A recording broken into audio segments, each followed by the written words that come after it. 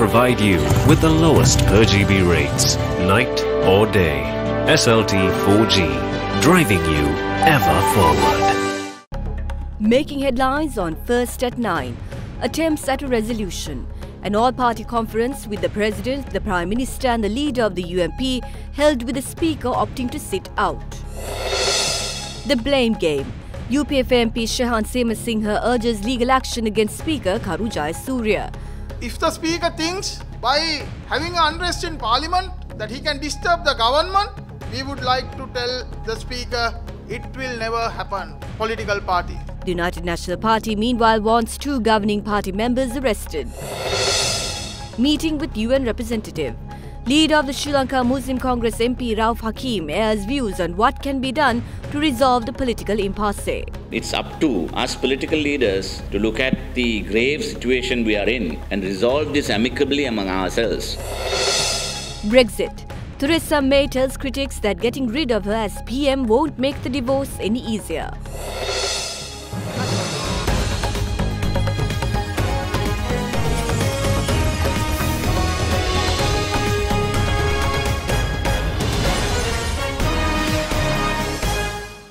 Bike එකක් ගත්තොත් phone එකක්. ඔව් තෝරාගත් Yamaha බයික් මාදිලි සඳහා රුපියල් 40000ක් දක්වා වටිනා ස්මාර්ට් ෆෝන් එකක් නොමිලේ. ඉක්මන් කරන්න නොවැම්බර් 30 දක්වා පමණයි. කොන්දේසි සහිතයි. අමතන්න 0117 AMW තින් පමණයි. A very good evening and welcome to First at 9 on Derana 24/7 Sri Lanka's news channel. I am Katharina Chang. Now on to our top story tonight. The United National Party plans to prove that they have the majority in Parliament by forwarding an affidavit signed by over 113 parliamentarians to President Maithripala Sirisena tomorrow. The President convened a party leaders' conference today with the objective of putting an end to the prevailing political impasse and ensure a resumption of normal functions in Parliament.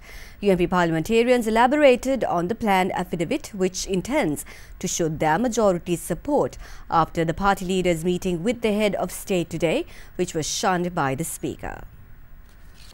President Maithripala Sirisena refused to accept the official letter sent by Speaker Karu Jayasuriya informing that no confidence motions brought against Prime Minister Mahinda Rajapaksa and the Cabinet of Ministers were passed in Parliament during 2 occasions when they were tabled last week. President Sirisena highlighted lack of adherence to due process when passing the motion as cause for his refusal to accept the results of the relevant votes which accompanied the motions. Parliamentarians of the governing party also cited similar and protested inside the chamber, leading to tempers being flared during both occasions. It is in this backdrop that President Maithripala Sirisena called for a meeting with leaders of all political parties represented in Parliament.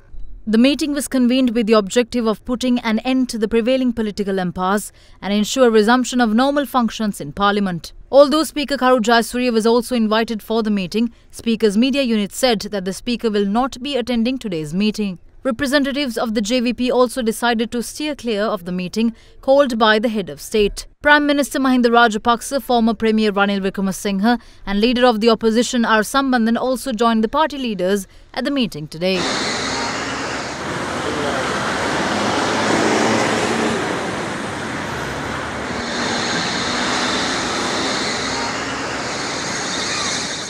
We informed the President our stance. Prime Minister Mahinda Rajapaksa, who was appointed between 2 elections, was not appointed through the public mandate. So the first task is to prove his majority confidence in Parliament. So we asked them to show the majority for the government.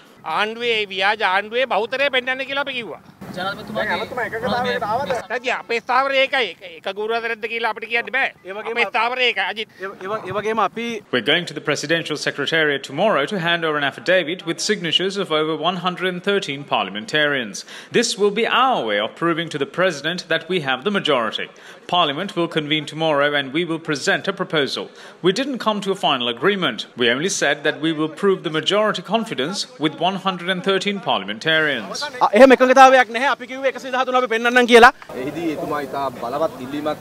The President asked everybody to resolve problems peacefully and in accordance with standing orders without breaking into fights. We didn't exactly come to an agreement, but then I believe we were able to convince the opposition parliamentarians to some degree.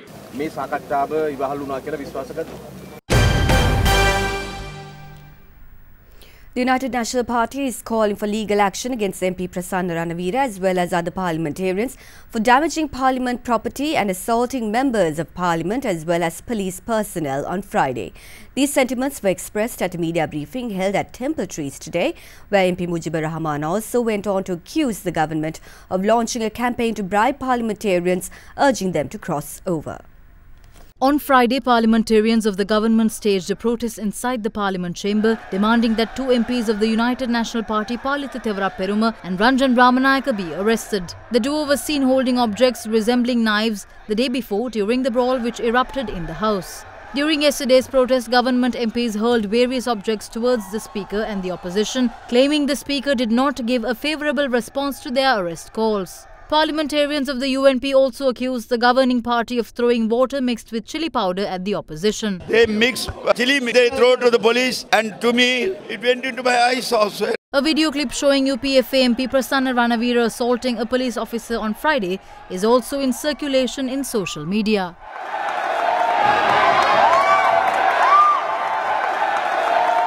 UNP MPs aired their views over this incident during a media briefing held at the Temple Trees today. Whether it is inside or outside Parliament, if a crime is committed, the particular individual should be held responsible. Assaulting and injuring police officers are crimes. 12 police personnel sustained injuries. These MPs have no relief from parliamentary privileges. We received information that MPs are being bribed to cross over once more for $3 to $5 million, since the President has asked them to show the 113 majority by Monday. In front of all the international journalists, SB Disanaga says that it wasn't chili powder but a mixture of Coca-Cola and lemonade. Paint to be brought from outside. I don't think Parliament provides any place to buy paint. Not, I think painting means they mix some Coca-Cola, they mix some lemonade and throw it out the police. This is happening. So this is not chili powder? No, nothing. It is Mahindananda Aludgamage and Prasanna Ranavira who planned this chili powder attack.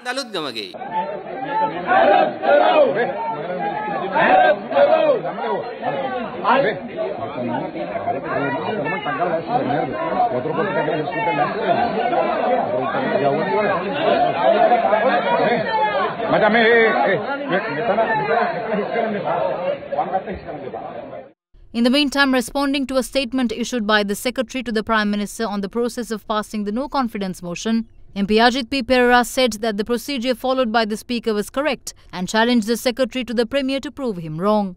Meanwhile, the United National Party organised several rallies across the island in protest of the appointment of the new PM and the Cabinet.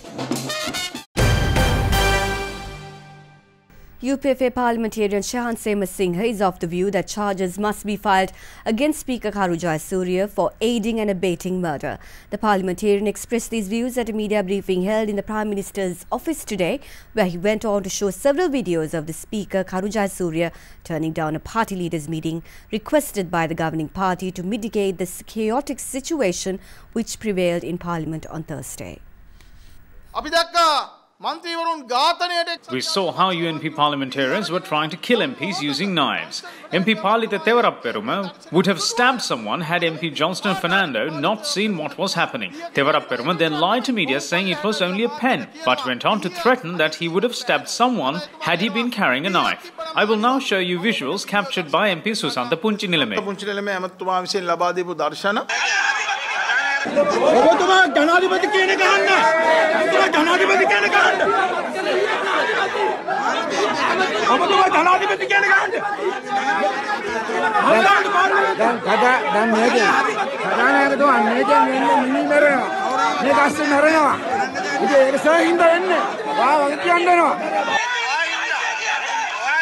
It clearly shows here that views were expressed saying the Parliament must be adjourned due to risk of a murder.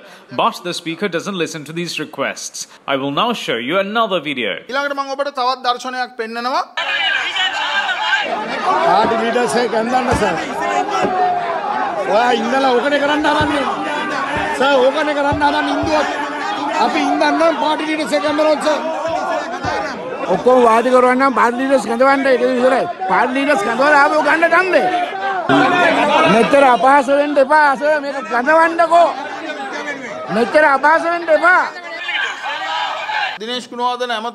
Minister Dinesh Gunawardena requested for a party leaders meeting to discuss this issue, but the Speaker turned the request down. Charges must be filed against Speaker Karu Jayasuriya for aiding and abetting murder and launch an investigation into the matter. We request the Speaker to follow the constitution of this country, also the procedures of Parliament, and adhere to the standing orders in Parliament. If the Speaker thinks by having unrest in Parliament that he can disturb the government, we would like to tell the Speaker it will never happen. Already the present government has established democracy in this Sri Lanka, now is in a path to deliver what Sri Lankans require. The Parliament is there to sort out issues in the country and to deliver what people expect, not to adhere and follow a constitution of one party and protect the UNP. Therefore, the Speaker is responsible. Speaker is trying his level best to protect his own political party. A decision on whether to attend the parliamentary session tomorrow or not will be made at tomorrow's party leaders meeting headed by the Prime Minister. We as senior parliamentarians ask others not to support such a parliament which shows this manner of behaviour as examples.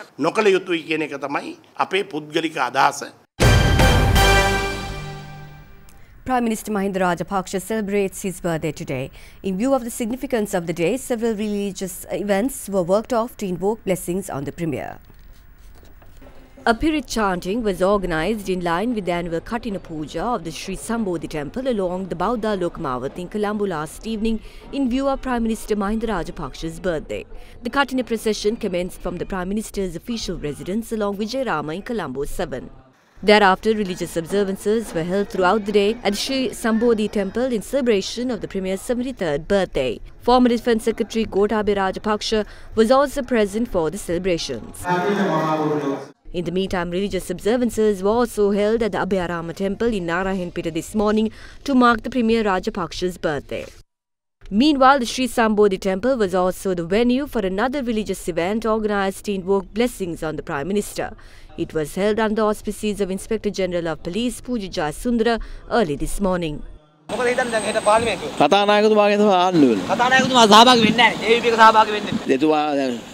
speaker, samasta de tindu kalla dina. Ita balangina කතානායකතුමා මේ රට කොහෙටද ගෙනියන්නේ කියලා. කතානායකතුමාට ඉතින් ඔය විශ්වාස වගේ යෝජනාවක් කියලාද? නෑ අපිට එහෙම තාම තීරණයක් අපි අරගෙන නෑ. කතානායකතුමා නැතුව මේක කොහොමද සාකච්ඡා කරගන්නේ? කතානායකතුමාට කරන්න වෙනවා මොකක් හෝ පිළිවෙලකට වැඩ කිරීම. පාර්ලිමේන්තුව යනවා කියලා තීරණයක් කරන්න නේද? පාර්ලිමේන්තුව නීත්‍යානුකූලව රැස් වෙනවා නම් අපි පාර්ලිමේන්තුව යනවා. Leader of the Sri Lanka Muslim Congress MP Rauf Hakim highlights discussions as key to resolving the current political situation in the country while making political leaders responsible for bringing the matter to a resolution. The views of the SLMC leader were aired to media following a meeting he had with United Nations Resident Coordinator and UNDP Resident Representative in Sri Lanka, Hannah Singer, in Colombo today. The United Nations Resident Coordinator and UNDP Resident Representative in Sri Lanka, Hannah Singer, called on leader of the Sri Lanka Muslim Congress, MP Rauf Hakim, today and engaged in discussions over the current political situation of Sri Lanka. It's up to us political leaders to look at the grave situation we are in and resolve this amicably among ourselves. And this is what I have explained to the resident representative who was good enough to visit me to find out my perceptions on the issue. I have very clearly explained the options that are available to us constitutionally and legally. So those options will be practiced, and then we will look at how the political functionaries, particularly those who are in charge of the most important institutions, the executive, that's the president, as well as the speaker, who is the repository of all the power in parliament, and then the two contending prime ministers, one who has already been deposed by no confidence motion in parliament, the other who is refusing to leave his official residence, quite legal. I mean, he feels quite convinced that he has not been deposed legally, and these issues are now very contentious among people. But there is a solution for all this by discussion, and I hope all political leaders will arrive at a compromise formula if nothing is possible. But I am sure the president, who holds the leverage, sufficient leverage in this situation, will act responsibly and constitutionally and help us resolve this problem. Young scientist Hasini Jayatillaka discovered a signaling pathway that controls how cancer cell metastasizes through the body and a way to block that pathway when she was just a sophomore at the Johns Hopkins University in the United States. To much of Hasini's surprise, her dedication towards cancer research has put in the Forbes 30 under 30 list. Speaking exclusively to First at 9, Hasini Jayatillaka, who is now a postdoctoral researcher at Stanford University, said that she wishes to continue to mentor students and advocate for minorities in the STEM field, especially for women and immigrants. Postdoctoral researcher at Stanford University, Hasini Jayatillaka, at the age of just 28, made it into the most coveted list of the Forbes 30 under 30 list in not just one but in two categories, science and immigrants who have displayed the burning desire to reinvent the world. Born in Australia to Sri Lankan parents and having received her primary and secondary education in Sri Lanka, her discovery in cancer research puts her among 600 young stars in 20 different industries. First at 9 was able to catch up with the young scientist who is currently in United States. I woke up that morning completely focused on something else, and I didn't check any of my email or social media that morning, and I was preparing for a big meeting at work, and I decided to take a break and go on Twitter, and that's when I saw somebody had tweeted at me about it, and I was like, what is this? So I clicked on the link, and there I was on the page of Forbes under 30 under 30 for science. And I was extremely shocked, and I immediately called my mother and I told her, and she was so excited. Hasini went on to speak on her work in cancer research, also known as the Hasini effect. So cancer therapies ultimately fail owing to metastases or relapse, and my previous work was focused on metastases, the spread of cancer from one part of the body to the other. And that work identified a new signaling pathway that controlled how cancer cells spread through the body. And we also identified a new cocktail that can slow down the spread of cancer by blocking that particular mechanism. My current work focuses on using new technologies to identify new therapeutic targets for immunotherapies in pediatric cancers. So the success that I have encountered really didn't happen overnight, and it really wasn't easy. There were a lot of long nights, a lot of blood, sweat, and tears, and to get to this point in my career. But, you know, even though I faced setbacks, you know, with the support of my friends and family, I was able to overcome them, and I persisted, and I'm glad I did, because I wouldn't be here if I hadn't persisted. Hasini Jayatillaka now wants to continue to study relapse in metastasis in cancer, especially in pediatric cancer, and give back to society by continuing to mentor students and advocating for minorities in the STEM field, especially for women and immigrants. Let us now take a look at other stories making news across Sri Lanka. A suspect was arrested at Paradise Sports Ground in Kotahena last night while in possession of 2.79 kilograms of heroin. According to police, the illegal substance which was discovered in the suspect's vehicle is valued at approximately 25 million rupees. Minuwangoda police arrested 3 suspects while in possession of over 4,000 tramadol tablets in the Minuwangoda town. The suspects are 22, 48 and 37 years of age and are residents of Ragama and Katugoda. The stash of narcotics is valued at over 1.2 million rupees. A 22-year-old man died when he drowned at Nalagana Ella in Bulatkohupitiya last evening. 5 other people who went swimming with the victim also drowned, however they were saved. 2 persons are currently receiving treatment at the Karavanella hospital.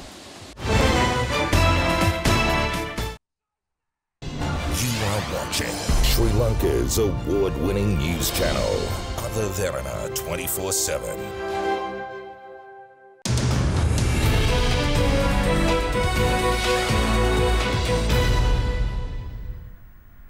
One of the tourism sector associations, Association of Small and Medium Enterprises in Tourism in Sri Lanka, requests authorities to end the current political impasse in the country soon, as it could have an adverse effect on the tourism sector. The association's president, Rohana Bewikrama, made the request while addressing a media briefing in Colombo yesterday.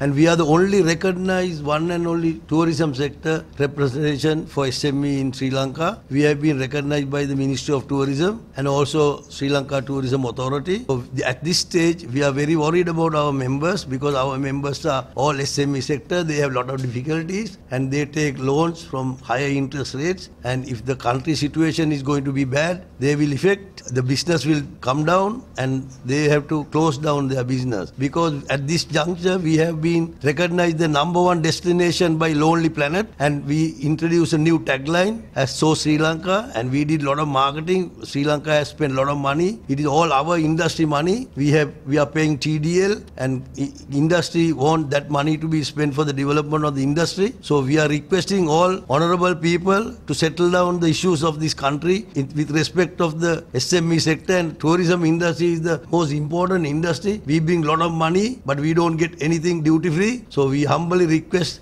everything to be settled down, because this is the height of the peak period coming to January, February, March is the tourism sector. Everybody make some money out of this season.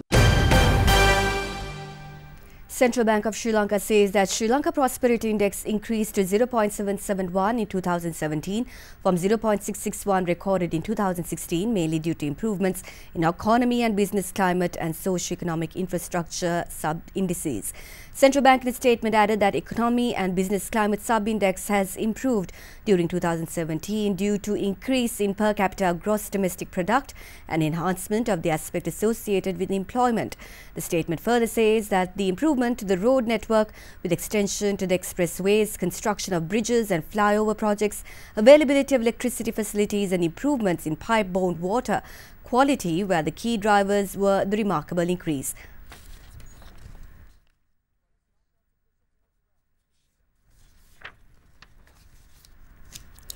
Now, experts say that uncertainty in the Colombo boost is expected to prevail in the upcoming week, with the index to be stagnated in the long term. During the week, the ASPI lost 0.4%, while the S&P SL 20 increased by 0.5%. We have Achudan Srirangan from First Capital Holdings to give us a market forecast for next week. Market was on a sluggish downtrend during the past week, following the reconvening of the Parliament. We expect the uncertainty to prevail during the upcoming week as well, with the index likely to be stagnant in a short term. But despite uncertainty leaving, most of the investors are on the wait and see mode. We expect some early movers coming in the market with a buying interest, and foreign selling pressure that prevailing in the market slowly get absorbed by some local investors.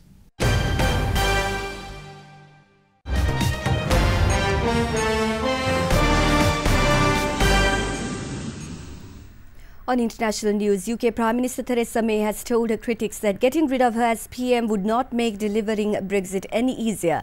May defended last week's draft agreement for leaving the EU and said there was a critical week ahead. She suggested agreeing more details of UK's future relationship with the EU ahead of an expected summit next week could satisfy the concerns of some of the Tory MPs opposed to her plans. A change of leadership at this point isn't going to make the negotiations any easier, and it's not going to change the parliamentary arithmetic. What it will do is bring in a degree of uncertainty. That's uncertainty for people and their jobs. What it will do is mean that it is a risk that actually we delay the negotiations, and that's a risk that Brexit gets delayed or frustrated. There's a process that Parliament will go through. If were it the case that the deal was lost, then the government would come back with their proposals for what the next step was. But we're not at that point. We're at the point of a week's further to go in the negotiation. The Asia-Pacific Economic Cooperation Summit, or APEC, ended today without a formal leader statement for the first time in its history, as deep divisions between the United States and China over trade and investment hindered cooperation. Competition between the United States and China over the Pacific was also thrown into focus at the summit held in Papua New Guinea, with the United States and its Western allies launching a coordinated response to China's Belt and Road program. Leaders from the Asia-Pacific Economic Cooperation kicked off the two-day meeting at Port Moresby in Papua New Guinea yesterday. The meeting was set out to discuss economic challenges and growth opportunities in the region. However, US and China revealed competing visions for the region at the summit. The US said it would join Australia in developing a naval base in Papua New Guinea in an apparent move to curb China's growing influence. US Vice President Mike Pence also said he was prepared to more than double the tariffs imposed on Chinese goods while criticizing China's Belt and Road Infrastructure program. He urged countries to work with the US instead, saying the US did not coerce, corrupt or compromise your independence. Chinese President Xi Jinping insisted that there was no hidden agenda to the Belt and Road scheme. Xi also took a swipe at the US's America First policy yesterday by saying that countries that embrace protectionism were doomed to failure. Remarks from both parties led the APEC to end without a formal leader statement for the first time. You are watching Sri Lanka's premier news channel, Other Derana 24/7.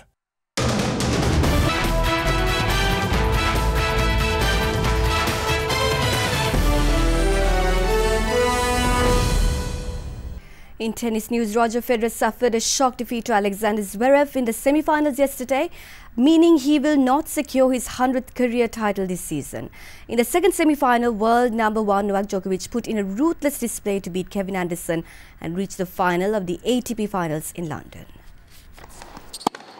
Roger Federer will end the year tantalizingly short of his 100th career title after the king of men's tennis was forced to bow down to young star Alexander Zverev at the semi-finals of the ATP Finals yesterday.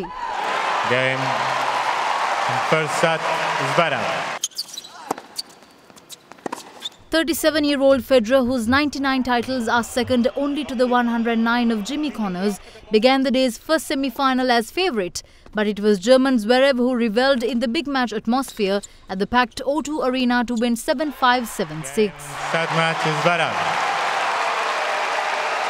2 sets love, 7-5, 7-6. Novak Djokovic produced a masterful display to outclass South Africa's Kevin Anderson 6-2, 6-2 yesterday to set up an ATP Finals title showdown with Alexander Zverev. The world number 1 was immaculate from start to finish against the 32-year-old as he put himself within touching distance of a record-equalling 6th title at the year-ender. 2 sets to love, 6-2, 6-2. You are watching Sri Lanka's #1 news channel, Other Derana 24/7.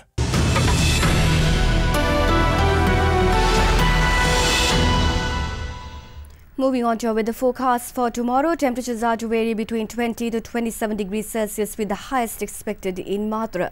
Due to the low-level atmospheric disturbance in the vicinity of Sri Lanka, rainy conditions are expected to enhance over the island during the next few days. Showers or thundershowers will occur at times in northern, eastern, north central and over provinces. Heavy falls of above 100 millimeters can be expected at some areas, particularly in central, Sabaragama, over north and north central provinces.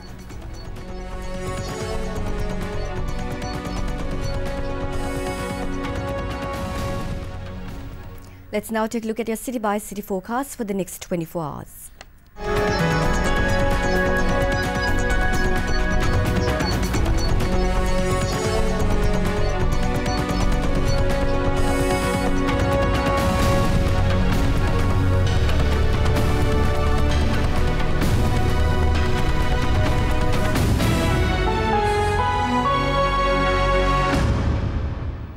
Before you go, we'd like to leave you with visuals of the Helbros, also known as the Blue Forest in Belgium.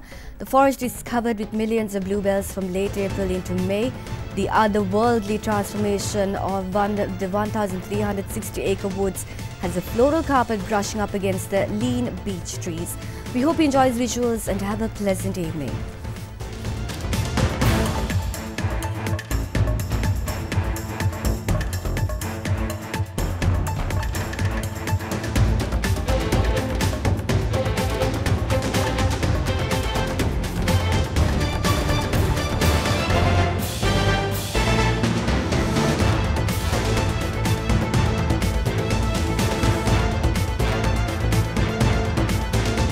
Bringing you the news and information 24 hours a day.